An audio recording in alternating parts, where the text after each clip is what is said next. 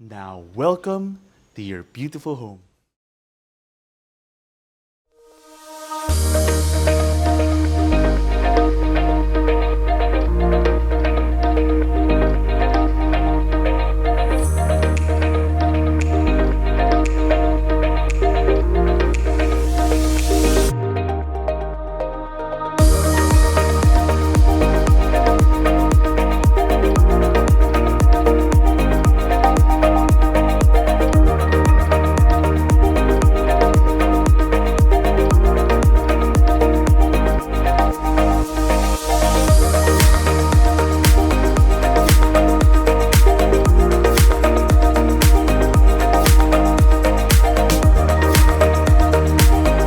Hi, this is Jake Bautista and we'd like to welcome you to a brand new MetroGuide Realty house tour. Today we are presenting a brand new 6-unit prime townhome development for sale located here in BF Homes, Paranaque City. So this property is located in a well-planned community and we're taking a look at the first unit that's been completed. This unit has a total floor area of 470 square meters and a total lot area of 165 square meters. We have 2 other lot and floor areas which are going to be shown in the description below. But let's begin by taking a look at this grand and modern facade. It has a corner position and it has 3 levels as well as a carport area for 2 vehicles.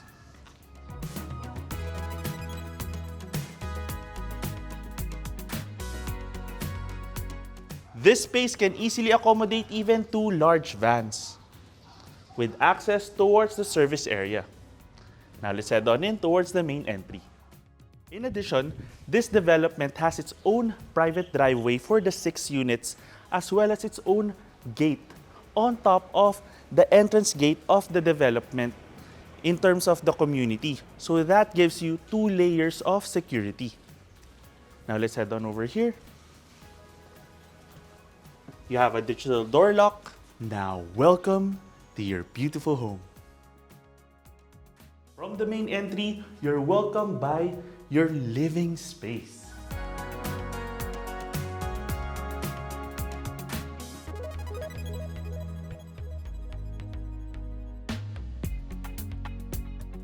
What I love about this area is the quality of the furnishing and interior design. To give you an idea, this property is already fully furnished for all the rooms. So that's a special offer for this first unit. As of the making of this video, the other units will be unfurnished, but this already gives you a fantastic idea on how you can further furnish the other units if you choose to get them. But for this particular first unit that we're featuring, this is already all included. Okay? On top of the furnishing, you also have split type air conditioning units included and these rolling blinds as well to give additional shade. But on top of having shade, these windows also serve to give so much natural light to your living area. And you already have a view of your staircase leading to the 2nd level. And from here, you have your elegant dining space.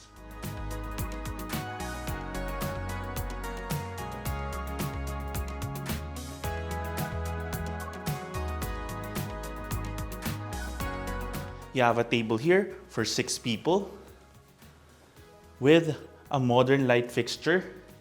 And these 2 large mirrors add to the feeling of space in the area.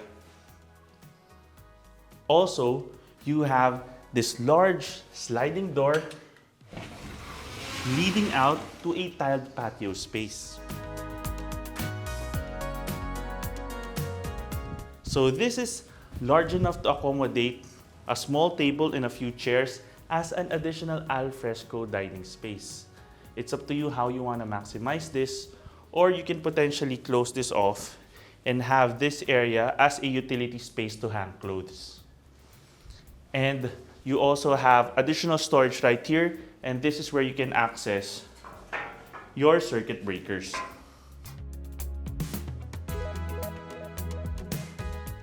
And having this door open here grants you so much ventilation from the back of the house all the way to the living space. Now, from your dining area, let's now explore your modern kitchen.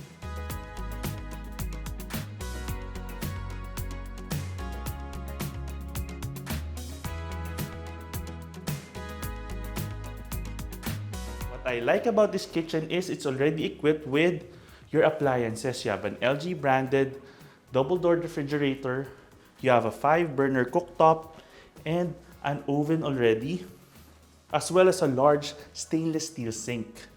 Plenty of storage, and I like the subway tile design right here. And an additional large L-shaped countertop area on this side. This would be a nice area for preparing like small meals with a great view of your dining space. And you also have this unique feature of this glass partition with a fabric built into it to give you privacy between the living space and the kitchen area. But at the same time, it still gives you like a faint view so that you still have that feeling of openness. At the same time, this lets ambient light pass through between the two areas. Okay? Now from your kitchen space, let's now explore your auxiliary area. This is your laundry space with a heavy wash area. You have covered outlets right here. So you can have a washer, dryer in this area, and this is where you have access towards your staff room.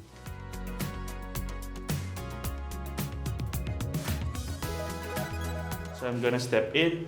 You have your staff room here, and it has its own bathroom. And then, to maximize the space, you have these stairs up here leading to a second staff room, which can be a driver's room. Let's take a quick look. Now here we are at the second staff room, which has a significant ceiling height also. This area can be used for storage, and it also has its own bathroom.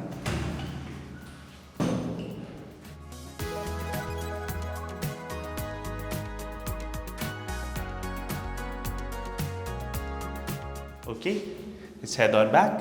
Now we're back here in the service area, and as mentioned before, you have this additional security gate leading towards your parking space.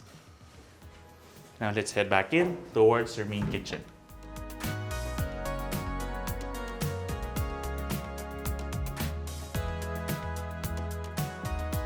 This property doesn't feel like a townhome because of the spacing. I love how open the hallway area here is. And now join us as we take a look at the first room. So you immediately have access to it from the main door.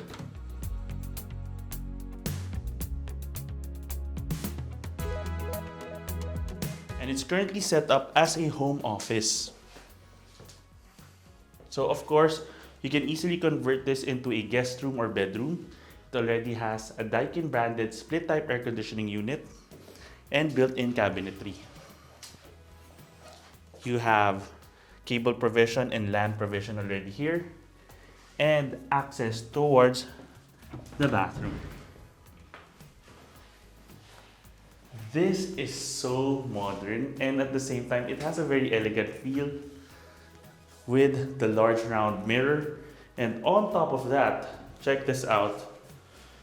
You have such a large full-length mirror here, because this would make for a great way for your guests to check out their appearance, because this also serves as a powder room because it has access towards the hallway. And now let's head on up towards the second level. And let me just say that I love the spacing of the steps, how wide they are, and how easy they are to climb, and even the color of the wood. In addition, the height of the ceiling as you climb up and down the stairs is also quite significant. That's also a nice touch. Even if you have a very tall guest or you yourself are tall, you won't have any problem. And here we are at the second level hallway. And I like that you have a high ceiling space all the way to the third floor. And you even have a small view of your living space from here. So this is great in terms of having ventilation throughout the house. Okay, and now let's take a look at your second bedroom, which is also your primary bedroom.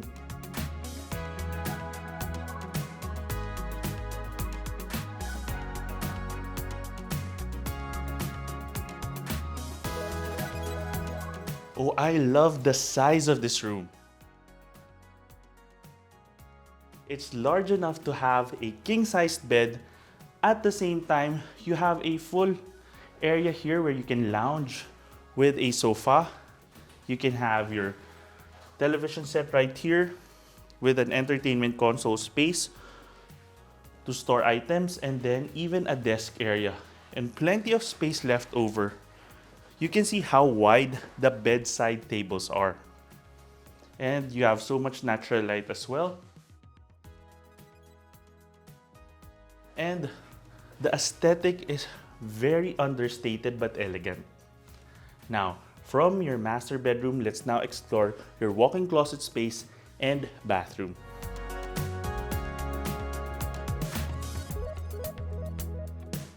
Nice, you see that it's evenly distributed with one side for the bathroom space and then the other side for the storage. So you have mirrors already for the cabinetry. And I like to point out how smooth the mechanism is.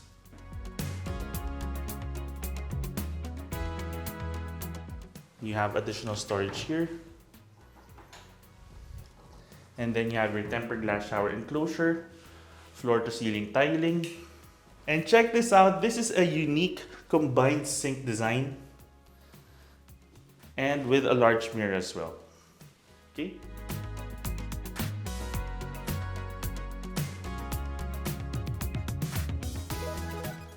Now you have these prints hung here at the hallway space, but you can easily have this replaced, and you can imagine having family pictures in this hallway space. And here we have your third bedroom.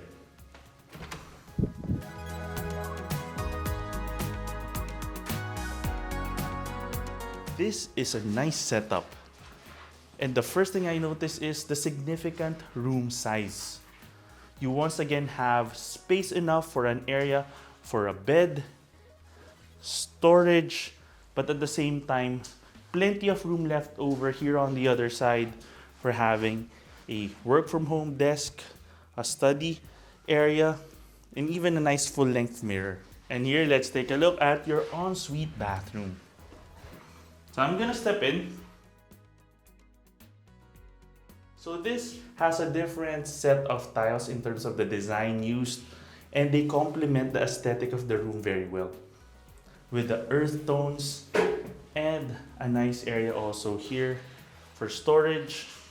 And this isn't a dual sink, but you see that the design is similar to what they have in the master bathroom.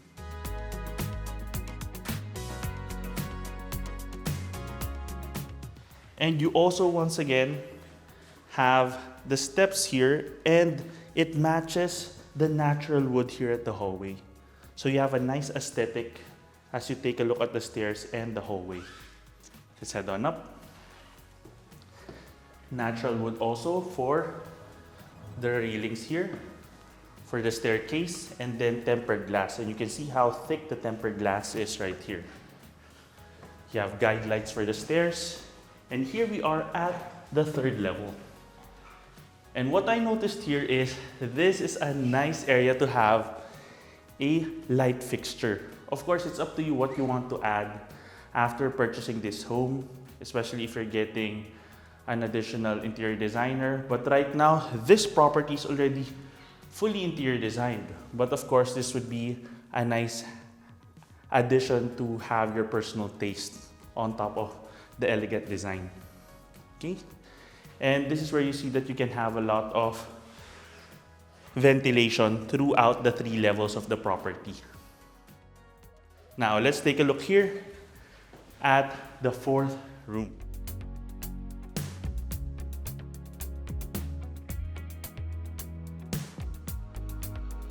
This is a nice setup. This is currently set up as a room for siblings. And once again, you can see the significant room size and the ceiling height, even though we're already at the 3rd level. And plenty of storage.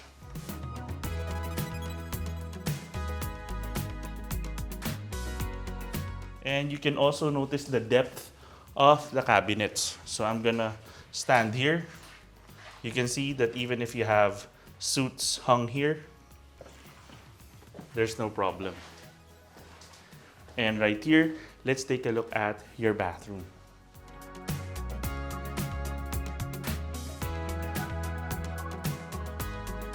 Now, this bathroom has a different aesthetic also. It's made up of more gray and dark gray tiles, which match the color scheme in the bedroom. But at the same time, it still is consistent with the rest of the home. You have a recess space here for the shower area.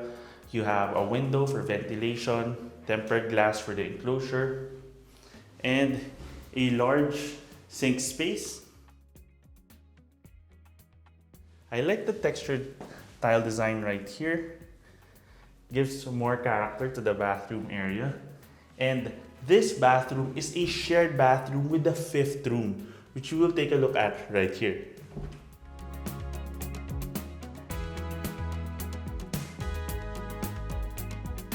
We're filming this in the late afternoon, and you can see that the lights come out so nicely as the sun sets outside. Okay. You have cove lighting here, split type air conditioning unit, a nice feature wall with this cladding where you can have your television set once again, additional storage, and this has been set up as an entertainment room. But of course, you can easily convert this into a 5th bedroom if you'd like. But this is currently such a nice lounge space. And this leads out to one of the nicest amenities of this home, a spacious roof deck area. Let's go.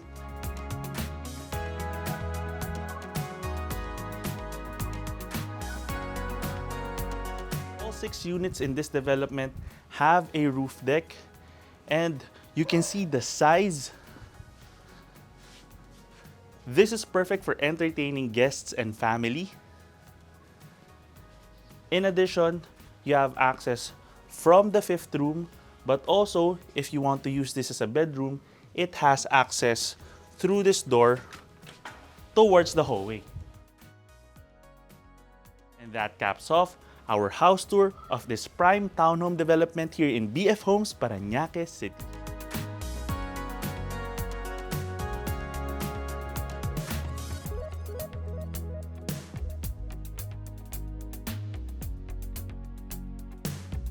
If you want to know more about this property or visit it in person, just click the description below where you can get in touch with us through our email and number shown there.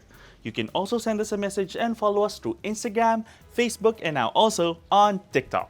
And if you have a property you'd like to feature through our channel, you can send us an email at metroguiderealty@gmail.com. Once again, my name is Jake Bautista.